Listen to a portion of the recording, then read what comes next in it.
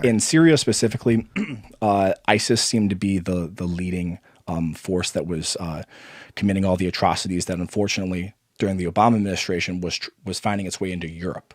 The reason why I think America spent so much time and military effort and resources into combating ISIS is because terrorist attacks were occurring in Europe at a rate they hadn't previously.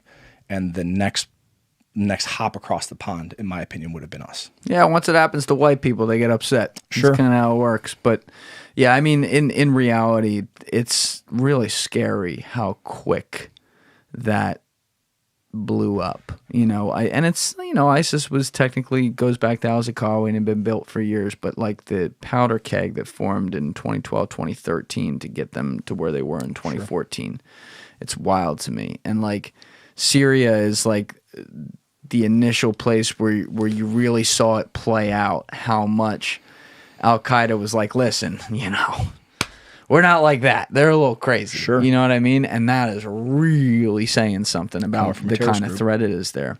But when you were there, I mean, how many, you're working with the client, the Special Forces team, like how many people are on the ground with you representing your company? And how big did you say like the Special Forces group you were working with was? So on our particular compound, I would say there was, I don't want to talk about how many specifically, how many Americans were on the ground, but it was a very small element. Right. We had a very, very small footprint. You're basically a cell. Because of how remote we were. But I do want to touch on what you said previously, like, hey, when it starts happening to white people, that's when other people get involved. What I think is a better way of putting that is, I think a lot of Americans haven't had the opportunity to see the disparity between the first world and third world countries.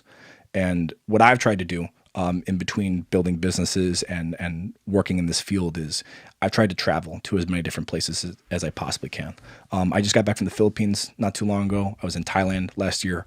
I make it a point to go to see parts of the world that a lot of Americans don't get to see because of the history of my family. Like we grew up in places like that, and you learn very quickly about how the rest of the world lives, and what is normal to us here in the first world is just not apparent at all in third world countries. So to give an example of that, people that we were dealing with when we were in Syria, the U.S. government is unfortunately charged to deal with situations that are just nature of circumstance, but are horrible in nature. And what I mean by that is the U.S. government has been responsible for taking care of the sons and daughters of ISIS fighters.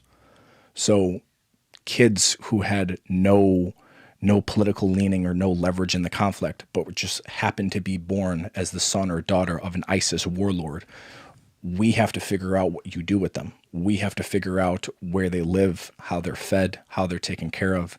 And because America is in a leadership position, we're often the ones that are responsible for making sure that those people aren't left to the wolves.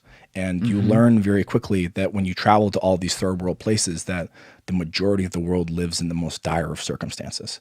And the reason why things... So why don't we care about that though? Well, because it goes back to what we were talking about originally, for the same reason that Americans are more concerned about what's going on in America versus, and I'm choosing my words very specifically here. No, I know. The Holocaust that is going on in China right now with the Uyghur people.